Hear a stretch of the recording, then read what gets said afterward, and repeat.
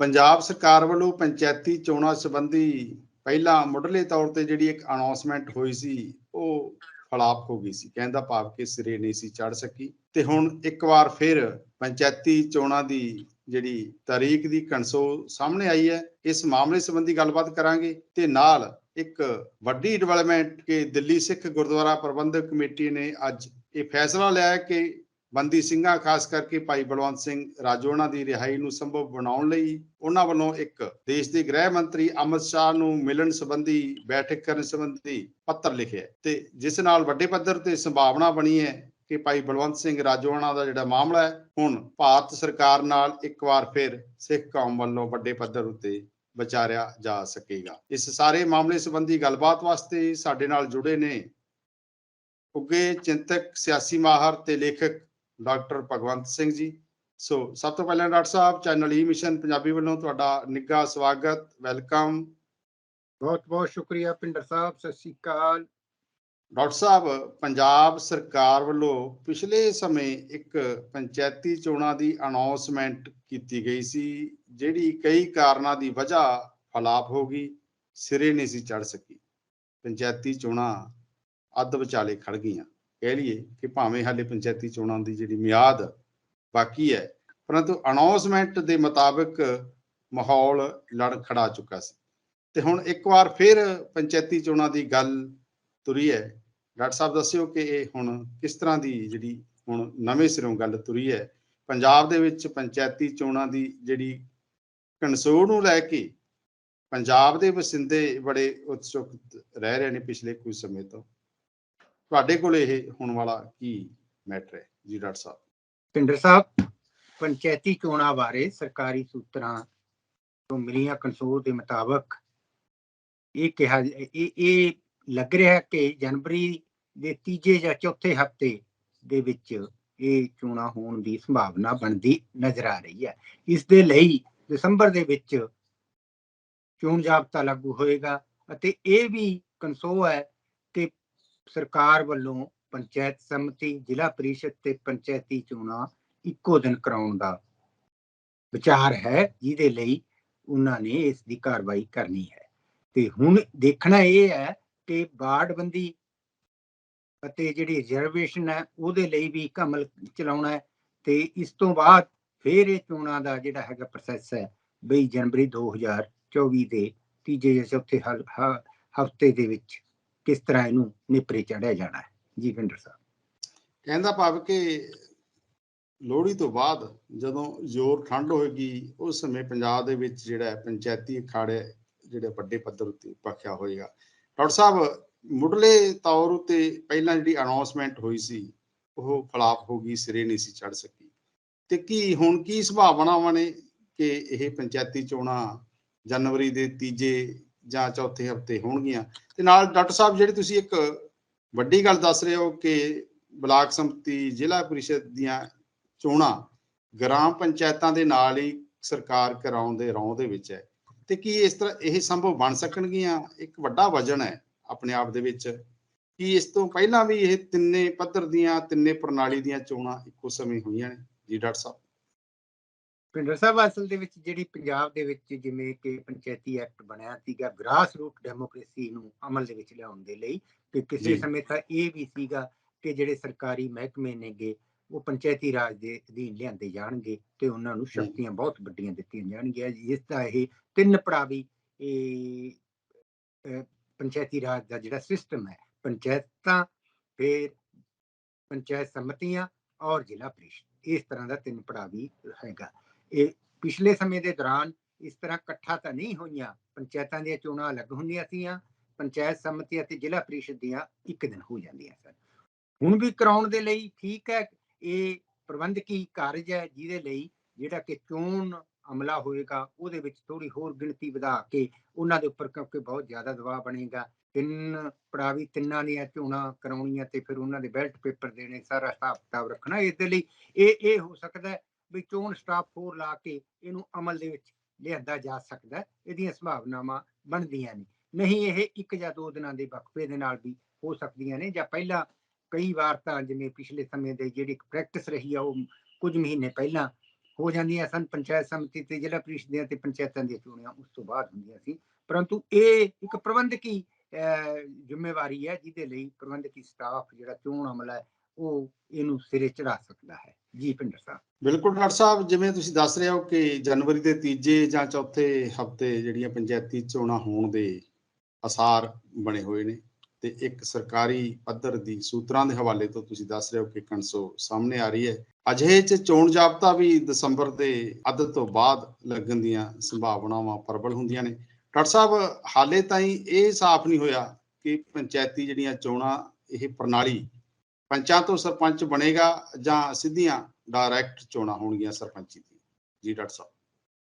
ਕਿਉਂਕਿ ਜਿਵੇਂ ਕਿ ਪਿਛਲੀ ਜਿਹੜੀ ਪ੍ਰੈਕਟਿਸ ਸੀ, ਪਿਛਲੀਆਂ ਚੋਣਾਂ ਤੀਆਂ ਸਰਪੰਚ ਸਿੱਧੇ ਤੌਰ ਤੇ ਚੁਣਿਆ ਜਾਂਦਾ ਸੀ ਤੇ ਪੰਚ ਚੁਣੇ ਜਾਂਦੇ ਸੀ। ਉਸ ਤੋਂ ਪਹਿਲਾਂ ਇਹ ਪ੍ਰਣਾਲੀ ਪ੍ਰਚਲਿਤ ਰਹੀ ਹੈ, ਪੰਚਾਂ ਦੇ ਵਿੱਚੋਂ ਸਰਪੰਚ ਚੁਣੇ ਜਾਂਦੇ ਸਨ।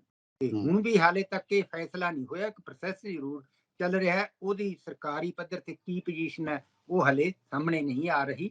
ਉਸ ਤੋਂ ਬਾਅਦ ਹੀ ਇਹ ਕਹਿਣਾ ਸੰਭਵ ਹੋਏਗਾ ਕਿ ਸਰਪੰਚਾਂ ਨੂੰ ਪੰਚ ਚੁਣਨਗੇ ਜਾਂ ਸਿੱਧੀ ਹੀ ਸਰਪੰਚਾਂ ਦੀ ਚੋਣ ਹੋਊਗੀ। ਜੇਕਰ ਪੰਚਾਂ ਨੇ ਚੁਣਨਾ ਹੋਇਆ ਤਾਂ ਇਹਦੇ ਲਈ ਬਾਕਾਇਦਾ ਨੋਟੀਫਿਕੇਸ਼ਨ ਕਰਨਾ ਪਏਗਾ ਤੇ ਲੋਕਾਂ ਨੂੰ ਜਾਗਰੂਕ ਵੀ ਕਰਨਾ ਪਏ। ਇਹਦੇ ਨਾਲ ਇਹ ਅਮਲ ਦੇ ਵਿੱਚ ਥੋੜਾ ਅੱਗੇ ਪਿੱਛੇ ਵੀ ਹੋਣ ਦੀਆਂ ਸੰਭਾਵਨਾਵਾਂ ਨੇ। ਬਾਕੀ ਇਹ ਹੁਣ ਸਰਕਾਰ ਦਾ ਕੰਮ ਹੈ ਵੀ ਉਹਨਾਂ ਨੇ ਕਿਸ ਪ੍ਰਣਾਲੀ ਨੂੰ ਲਾਗੂ ਕਰਨਾ ਹੈ। ਜੀ ਬਿਲਕੁਲ, ਭਾਵੇਂ ਇਸ ਸਾਰਾ ਜਿਹੜਾ ਵਿਧੀ ਵਿਧਾਨ ਉਹ ਸਰਕਾਰ ਨੇ ਵੇਖਣਾ ਹੈ, ਪਰੰਤੂ ਪਿੰਡਾਂ ਦੇ ਵਿੱਚ ਬੜੇ ਵੱਡੇ ਪੱਧਰ ਤੇ ਇਹ ਉਤਸੁਕਤਾ ਬਣੀ ਹੋਈ ਹੈ ਜਾਣਕਾਰੀ ਲੈਣ ਦੀ ਕਿ ਇਹ ਚੋਣਾਂ ਸਿੱਧੀਆਂ ਹੋਣਗੀਆਂ, ਮਤਲਬ ਕਿ ਪੰਚਾਂ ਤੋਂ ਸਰਪੰਚ ਚੁਣੇ ਜਾਣਗੇ ਜਾਂ ਸਰਪੰਚੀ ਦੀ ਜਿਹੜੀ ਚੋਣ ਹੈ ਉਹ ਸਿੱਧੀ ਹੋਏਗੀ। ਉਂਝ ਪਿਛਲੀ ਵਾਰ ਅਕਾਲੀ ਸਰਕਾਰ ਸਮੇਂ ਇੱਕ ਵਾਰ ਇਹ ਪ੍ਰਣਾਲੀ ਪੰਚਾਂ ਤੋਂ ਸਰਪੰਚ ਚੁਣੇ ਗਏ ਸਨ। ਉਂਝ ਵਧੇਰੇ ਕਰਕੇ ਸਿੱਧੀ ਚੋਣ ਵੀ ਪੰਜਾਬ ਦੇ ਵਿੱਚ ਹੁੰਦੀ ਰਹੀ ਹੈ। ਹੁਣ ਅੱਗੇ ਵੇਖਣਾ ਹੋਵੇਗਾ ਕਿ ਸਰਕਾਰ ਇਸ ਮਾਮਲੇ ਦੇ ਵਿੱਚ ਅੰਤਿਮ ਪੜਾਅ ਕਿਸ ਤਰ੍ਹਾਂ ਦਾ ਕੀ ਫੈਸਲਾ ਲੈਂਦੀ ਹੈ। ਡਾਕਟਰ ਸਾਹਿਬ, ਆਪਾਂ ਅਗਲੇ ਮਸਲੇ ਵੱਲ ਆਈਏ। ਦਿੱਲੀ ਸਿੱਖ ਗੁਰਦੁਆਰਾ ਪ੍ਰਬੰਧਕ ਕਮੇਟੀ ਨੇ ਅੱਜ ਇੱਕ ਵੱਡਾ ਫੈਸਲਾ ਲਿਆ ਹੈ। ਦਿੱਲੀ ਸਿੱਖ ਗੁਰਦੁਆਰਾ ਪ੍ਰਬੰਧਕ ਕਮੇਟੀ ਦੀ ਜਿਹੜੀ ਬੈਠਕ ਹੈ, ਜਥੇਬੰਦੀ ਦੇ ਕਹਿਣ ਦਾ ਭਾਵ ਕਿ ਕਮੇਟੀ ਦੇ ਪ੍ਰਧਾਨ ਭਾਈ ਹਰਮੀਤ ਸਿੰਘ ਕਾਲਕਾ ਦੀ ਅਗਵਾਈ ਹੇਠ ਬੈਠਕ ਹੋਈ, ਜਿਹਦੇ ਵਿੱਚ ਨਿਰਣਾ ਲਿਆ ਕਿ ਦਿੱਲੀ ਸਿੱਖ ਗੁਰਦੁਆਰਾ ਪ੍ਰਬੰਧਕ ਕਮੇਟੀ ਭਾਈ ਬਲਵੰਤ ਸਿੰਘ ਰਾਜੋਆਣਾ ਤੇ ਹੋਰ ਬੰਦੀ ਸਿੰਘਾਂ ਦੀ ਰਿਹਾਈ ਸੰਬੰਧੀ ਭਾਰਤ ਸਰਕਾਰ ਨਾਲ ਗੱਲਬਾਤ ਕਰੇਗੀ ਤੇ ਇਸ ਗੱਲਬਾਤ ਵਾਸਤੇ ਮਿਲਣੀ ਵਾਸਤੇ ਦੇਸ਼ ਦੇ ਗ੍ਰਹਿ ਮੰਤਰੀ ਅਮਿਤ ਸ਼ਾਹ ਨੂੰ ਅੱਜ ਪੱਤਰ ਚਿੱਠੀ ਲਿਖ ਦਿੱਤੀ ਗਈ ਹੈ ਤੇ ਟਾਈਮ ਲੈਣ ਦੀ ਗੁਜ਼ਾਰਿਸ਼ ਫਰਿਆਦ ਕੀਤੀ ਗਈ ਹੈ। ਸੰਭਾਵਨਾ ਵੱਡੇ ਪੱਧਰ ਉੱਤੇ ਪ੍ਰਬਲ ਹੈ ਕਿ ਗ੍ਰਹਿ ਮੰਤਰੀ ਵੱਲੋਂ ਦਿੱਲੀ ਸਿੱਖ ਗੁਰਦੁਆਰਾ ਪ੍ਰਬੰਧਕ ਕਮੇਟੀ ਦੇ ਵਫਦ ਨਾਲ ਬੈਠਕ ਵਾਸਤੇ ਮਿਲਣੀ ਅਗਲੇ ਸਮੇਂ ਜਿਹੜੀ ਤੈਅ ਹੋਏ ਉੱਠੇਗੀ। ਹੁਣ ਅੱਗੇ ਵੇਖਣਾ ਹੋਵੇਗਾ ਕਿ ਇਹ ਮਾਮਲਾ ਅਗਲੇ ਸਮੇਂ ਕੇਂਦਰ ਸਰਕਾਰ ਨਾਲ ਕਿਸ ਤਰ੍ਹਾਂ ਦੀ ਵਿਚਾਰ ਚਰਚਾ ਉੱਤੇ ਅੱਗੇ ਵੱਧਦਾ ਹੈ। ਡਾਕਟਰ ਸਾਹਿਬ, ਤੁਸੀਂ ਇਸ ਮਾਮਲੇ ਨੂੰ ਕਿਵੇਂ ਦੇਖਦੇ ਹੋ? ਜਥੇਦਾਰ ਗਿਆਨੀ ਰਘਬੀਰ ਸਿੰਘ ਵੱਲੋਂ ਦਿੱਲੀ ਸਿੱਖ ਗੁਰਦੁਆਰਾ ਪ੍ਰਬੰਧਕ ਕਮੇਟੀ ਨੂੰ ਇਸ ਮਾਮਲੇ 'ਚ ਪਿਛਲੇ ਸਮੇਂ ਜਵਾਬਦੇਹੀ ਦੇ ਵਿੱਚ ਲਿਆ ਸੀ ਤੇ ਨਾਲ ਦਿੱਲੀ ਸਿੱਖ ਗੁਰਦੁਆਰਾ ਪ੍ਰਬੰਧਕ ਕਮੇਟੀ ਤੋਂ 20 ਦਿਨਾਂ ਦੇ ਵਿੱਚ ਇੱਕ ਰਿਪੋਰਟ ਵੀ ਮੰਗੀ ਸੀ ਕਿ ਉਹ ਆਪਣਾ ਅਸਰ ਰਸੂਖ ਵਰਤ ਕੇ ਭਾਰਤ ਸਰਕਾਰ ਨਾਲ ਇਹ ਮਾਮਲਾ ਉਠਾਉਣ। ਜੀ ਡਾਕਟਰ ਸਾਹਿਬ। ਭਿੰਦਰ ਸਾਹਿਬ, ਅਸਲ ਦੇ ਵਿੱਚ 8 ਨਵੰਬਰ ਨੂੰ ਜਦੋਂ ਕਿ ਸ਼੍ਰੋਮਣੀ ਗੁਰਦੁਆਰਾ ਪ੍ਰਬੰਧਕ ਕਮੇਟੀ ਦੀ ਚੋਣ ਦੇ ਵਿੱਚ ਅਕਾਲੀ ਦਲ ਪੂਰੇ ਬਹੁਮਤ ਦੇ ਨਾਲ ਆਪਣਾ ਕਬਜ਼ਾ ਬਰਕਰਾਰ ਰੱਖਣ ਦੇ ਵਿੱਚ ਕਾਮਯਾਬ ਹੋਇਆ, ਉਸ ਤੋਂ ਬਾਅਦ ਬੰਦੀ ਸਿੰਘਾਂ ਦੀ ਰਿਹਾਈ ਬਾਰੇ ਤੇ ਅਕਾਲੀ ਦਲ ਵੀ ਆਪਣੇ ਉੱਪਰਲੇ ਮੋੜ ਦੇ ਵਿੱਚ ਹੈ ਤੇ ਸ਼੍ਰੋਮਣੀ ਗੁਰਦੁਆਰਾ ਪ੍ਰਬੰਧਕ ਕਮੇਟੀ ਵੀ ਐਕਟੀਵੇਟ ਹੋਈ ਹੈ ਤੇ ਸਿੰਘ ਸਾਹਿਬ ਗਿਆਨੀ ਰਘਬੀਰ ਸਿੰਘ ਜੀ ਨੇ ਇਹ ਆਦੇਸ਼ ਜਾਰੀ ਕੀਤਾ ਸੀ ਦੋਨੇ ਕਮੇਟੀਆਂ ਨੂੰ, ਸ਼੍ਰੋਮਣੀ ਗੁਰਦੁਆਰਾ ਪ੍ਰਬੰਧਕ ਕਮੇਟੀ ਤੇ ਦਿੱਲੀ ਗੁਰਦੁਆਰਾ ਪ੍ਰਬੰਧਕ ਕਮੇਟੀ ਨੂੰ, ਕਿ ਇਸ ਸੰਬੰਧੀ ਆਪਣੇ ਆਪਣੇ ਕਾਰਜ ਕੀਤੇ ਜਾਣ। ਸ਼੍ਰੋਮਣੀ ਗੁਰਦੁਆਰਾ ਪ੍ਰਬੰਧਕ ਕਮੇਟੀ ਨੇ ਇਸੇ ਸੰਦਰਭ ਦੇ ਵਿੱਚ ਹੀ ਜਾ ਕੇ ਗਵਰਨਰ ਸਾਹਿਬ ਨੂੰ ਜਿਹੜੇ ਕਿ 26 ਲੱਖ ਹਸਤਾਖਰ ਕਰਾਏ ਗਏ ਸਨ ਉਹ ਵੀ ਉਹਨਾਂ ਨੂੰ ਸੌਂਪੇ ਨੇ ਤੇ ਇਸ ਪੱਖ ਦੇ ਵਿੱਚ ਹੁਣ ਜਿਹੜਾ ਇੱਕ ਰੋਡ ਮੈਪ ਬਣਦਾ ਨਜ਼ਰ ਆ ਰਿਹਾ ਹੈ, ਜਿਸ ਦੇ ਵਿੱਚ ਬੰਦੀ ਸਿੰਘਾਂ ਦੀ ਰਿਹਾਈ ਦੀਆਂ ਸੰਭਾਵਨਾਵਾਂ ਨਜ਼ਰ ਆ ਰਹੀਆਂ ਨੇ, ਜਿਹਦੇ ਵਿੱਚ ਭਾਈ ਬਲਵੰਤ ਸਿੰਘ ਰਾਜੋਆਣਾ ਦੀ ਜਿਹੜੀ ਫਾਂਸੀ ਦੀ ਸਜ਼ਾ ਨੂੰ ਉਮਰ ਕੈਦ ਦੇ ਵਿੱਚ ਤਬਦੀਲ ਕਰਨ ਦੀ ਸੰਭਾਵਨਾਵਾਂ ਬਣਦੀਆਂ ਨੇ। ਤੇ ਹੁਣ ਜਿਸ ਤਰ੍ਹਾਂ ਕਿ ਦਿੱਲੀ ਗੁਰਦੁਆਰਾ ਪ੍ਰਬੰਧਕ ਕਮੇਟੀ ਨੇ ਦੇਸ਼ ਦੇ ਗ੍ਰਹਿ ਮੰਤਰੀ ਸ਼੍ਰੀ ਅਮਿਤ ਸ਼ਾਹ ਨੂੰ ਚਿੱਠੀ ਲਿਖ ਕੇ ਸਮਾਂ ਮੰਗਿਆ ਤੇ ਇਹ ਵੀ ਸੰਭਾਵਨਾਵਾਂ ਲੱਗਦੇ ਨੇ ਵੀ ਇਸ ਦੇ ਵਿੱਚੋਂ ਬੰਦੀ ਸਿੰਘਾਂ ਦੀ ਰਿਹਾਈ ਦੇ ਲਈ ਕੋਈ ਨਾ ਕੋਈ ਉਸਾਰੂ ਤੇ ਸਕਾਰਾਤਮਕ ਹੱਲ ਲੱਭਣ ਦੀਆਂ ਸੰਭਾਵਨਾਵਾਂ ਬਣਦੀਆਂ ਨਜ਼ਰ ਆ ਰਹੀਆਂ ਨੇ। ਤੇ ਇਸ ਦੇ ਪਿੱਛੇ ਜੋ ਸਾਰਾ ਕੁਝ ਹੈਗਾ ਕਿ ਜੋ ਇਸ ਦੇ ਪਿਛੋਕੜ ਦੇ ਵਿੱਚ ਜਿਵੇਂ ਦੇਖਿਆ ਜਾ ਸਕਦਾ ਹੈ, ਸ਼੍ਰੋਮਣੀ ਗੁਰਦੁਆਰਾ ਪ੍ਰਬੰਧਕ ਕਮੇਟੀ ਦੇ ਉੱਪਰ ਸ਼੍ਰੋਮਣੀ ਅਕਾਲੀ ਦਲ ਦਾ ਦੁਬਾਰਾ ਕਬਜ਼ਾ ਪੂਰੇ ਦਮਖਮ ਦੇ ਨਾਲ ਬਰਕਰਾਰ ਹੋਣਾ, ਇਹਨੇ ਇੱਕ ਅਕਾਲੀ ਦਲ ਨੂੰ ਵੀ ਇੱਕ ਵੱਖਰਾ ਰੋਡ ਮੈਪ ਮੁਹੱਈਆ ਕਰਵਾ ਦਿੱਤਾ ਗਿਆ ਹੈ। ਜੀ ਪਿੰਡਰ ਸਾਹਿਬ। ਡਾਕਟਰ ਸਾਹਿਬ, ਤੁਸੀਂ ਅਕਾਲੀ ਦਲ ਦੀ ਗੱਲ ਕੀਤੀ ਹੈ। ਉਸ ਅਕਾਲੀ ਦਲ ਦੇ ਪ੍ਰਧਾਨ ਸੁਖਬੀਰ ਸਿੰਘ ਬਾਦਲ ਨੇ ਲੰਘੇ ਕੱਲ੍ਹ ਇੱਕ ਵੱਡਾ ਬਿਆਨ ਦਿੱਤਾ ਸੀ ਭਾਈ ਬਲਵੰਤ ਸਿੰਘ ਰਾਜੋਆਣਾ ਦੀ ਰਿਹਾਈ ਸੰਬੰਧੀ, ਕਿ ਕੇਂਦਰ ਸਰਕਾਰ ਵਿੱਚ ਇਸ ਮਾਮਲੇ ਦੇ ਵਿੱਚ ਇੱਕ ਵੱਡਾ ਅੜਿੱਕਾ ਬਣ ਰਿਹਾ ਤੇ ਅਜਿਹੇ ਦੇ ਵਿੱਚ ਜਿਹੜਾ ਇਹ ਮਾਮਲਾ ਅੱਗੇ ਨਹੀਂ ਵਧ ਰਿਹਾ।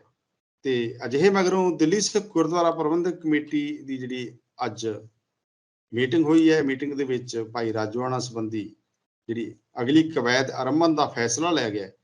ਤੁਸੀਂ ਸਾਰੇ ਇਸ ਮਾਮਲੇ ਨੂੰ ਕਿਵੇਂ ਲੈਂਦੇ ਹੋ ਕਿ ਲੰਘੇ ਕੱਲ ਸੁਖਬੀਰ ਸਿੰਘ ਬਾਦਲ ਵੱਲੋਂ ਇਸ ਪੱਧਰ ਦਾ ਬਿਆਨ ਨਿਰਾਸ਼ਾਜਨਕ ਆਉਣਾ ਤੇ ਅੱਜ ਦਿੱਲੀ ਸਿੱਖ ਗੁਰਦੁਆਰਾ ਪ੍ਰਬੰਧਕ ਕਮੇਟੀ ਵੱਲੋਂ ਇਸ ਮਾਮਲੇ ਦੇ ਵਿੱਚ ਹਰਕਤ ਦੇ ਵਿੱਚ ਆਉਣਾ, ਤੇ ਜਿਹੜੀ ਵੱਡੀ ਸੰਭਾਵਨਾ ਵੱਡੇ ਪੱਧਰ ਉੱਤੇ ਪ੍ਰਬਲ ਬਣੀ ਹੋਈ ਹੈ ਕਿ ਦੇਸ਼ ਦੇ ਗ੍ਰਹਿ ਮੰਤਰੀ ਅਮਿਤ ਸ਼ਾਹ ਵੱਲੋਂ ਦਿੱਲੀ ਸਿੱਖ ਗੁਰਦੁਆਰਾ ਪ੍ਰਬੰਧਕ ਕਮੇਟੀ ਨਾਲ ਅਗਲੇ ਸਮੇਂ ਬੈਠਕ ਲਈ ਸਮਾਂ ਦਿੱਤਾ ਜਾ ਸਕਦਾ ਹੈ, ਕਿਉਂਕਿ ਇਸ ਵੇਲੇ ਮਨਜਿੰਦਰ ਸਿੰਘ ਸਿਰਸਾ ਜਿਹੜੇ ਕਿ ਦਿੱਲੀ ਸਿੱਖ ਗੁਰਦੁਆਰਾ ਪ੍ਰਬੰਧਕ ਕਮੇਟੀ ਦੇ ਸਾਬਕਾ ਪ੍ਰਧਾਨ ਨੇ, ਇਸ ਵੇਲੇ ਭਾਰਤੀ ਜਨਤਾ ਪਾਰਟੀ ਦੇ ਕੌਮੀ ਲੀਡਰਾਂ ਦੇ ਵਿੱਚੋਂ ਉਹ ਇੱਕ ਨੇ, ਕੌਮੀ ਸਕੱਤਰ ਨੇ, ਤੇ ਉਹਨਾਂ ਦੀ ਜਿਹੜੀ ਵੱਡੇ ਪੱਧਰ ਉੱਤੇ ਸਿਆਸੀ ਸਾਂਝ ਉਹ ਗ੍ਰਹਿ ਮੰਤਰੀ ਅਮਿਤ ਸ਼ਾਹ ਨਾਲ ਦੱਸੀ ਜਾਂਦੀ ਹੈ।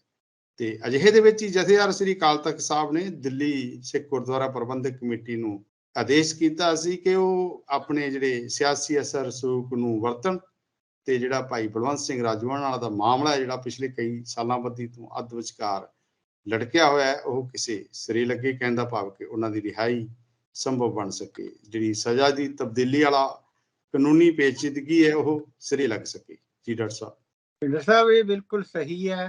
ਸ਼੍ਰੋਮਣੀ ਅਕਾਲੀ ਦਲ ਦੇ ਪ੍ਰਧਾਨ ਸਰਦਾਰ ਸੁਖਬੀਰ ਸਿੰਘ ਬਾਦਲ ਵੱਲੋਂ ਕੇਂਦਰ ਦੇ ਉੱਪਰ ਇਸ ਤਰ੍ਹਾਂ ਦਾ ਹਮਲਾ ਕਰਨਾ ਕਿ ਬੰਦੀ ਸਿੰਘਾਂ ਦੀ ਰਿਹਾਈ ਦੇ ਲਈ ਕੇਂਦਰ ਸਰਕਾਰ ਦਾ ਰਵੱਈਆ ਬਹੁਤ ਨਿਰਾਸ਼ਾਜਨਕ ਹੈ ਤੇ ਇਹ ਹੁਣ ਇੱਕ ਦਬਾਅ ਪੂਰੀ ਤਰ੍ਹਾਂ ਬਣ ਰਿਹਾ। ਅਸਲ ਦੇ ਵਿੱਚ ਇਹਦੇ ਵਿੱਚ ਇੱਕ ਰਾਜਨੀਤਿਕ ਪੇਚ ਵੀ ਹੈ, ਸਮਾਜਿਕ ਪੇਚ ਵੀ ਹੈ ਤੇ ਜਿਹਦਾ ਸੰਬੰਧ ਆਉਣ ਵਾਲੀਆਂ 2024 ਦੀਆਂ ਪਾਰਲੀਮੈਂਟ ਇਲੈਕਸ਼ਨ ਦੇ ਨਾਲ ਵੀ ਹੈ, ਕਿਉਂਕਿ ਭਾਰਤੀ ਜਨਤਾ ਪਾਰਟੀ ਨੂੰ ਵੀ ਹੁਣ ਆਪਣੇ ਸੁਹਿਰਦ ਤੇ ਪੁਰਾਣੇ ਜਿਹੜੇ ਪਰਖੇ ਹੋਏ ਆਪਣੇ ਸਹਿਯੋਗੀਆਂ ਦੀ ਤਲਾਸ਼ ਹੈ ਤੇ ਉਹਨੂੰ ਵੀ ਆਪਣੀ ਵੋਟ ਬੈਂਕ ਨੂੰ ਦੁਬਾਰਾ ਰਿਵਾਈਵ ਕਰਨ ਦੇ ਲਈ ਜ਼ਰੂਰਤ ਹੈ। ਤੇ ਉਹਨੂੰ ਇਹ ਤਾਂ ਸਪਸ਼ਟ ਹੋ ਚੁੱਕਿਆ ਕਿ ਸ਼੍ਰੋਮਣੀ ਅਕਾਲੀ ਦਲ ਆਪਣੀ ਇੱਕੋ ਇੱਕ ਜਥੇਬੰਦੀ ਹੈ ਜਿਹੜੀ ਕਿ ਸਿੱਖਾਂ ਦੀ ਨੁਮਾਇੰਦਾ ਸੰਸਥਾ ਸ਼੍ਰੋਮਣੀ ਗੁਰਦੁਆਰਾ ਪ੍ਰਬੰਧਕ ਕਮੇਟੀ ਨੂੰ ਚਲਾਉਣ ਦੇ ਸਮਰਥ ਹੈ, ਜਿਸ ਨੇ ਕਿ ਆਪਣਾ ਪਿਛਲੇ ਸਮੇਂ ਦੇ ਦੌਰਾਨ ਆਪਣਾ ਇਹ ਨਤੀਜਾ ਸਾਹਮਣੇ ਲਿਆ ਦਿੱਤਾ।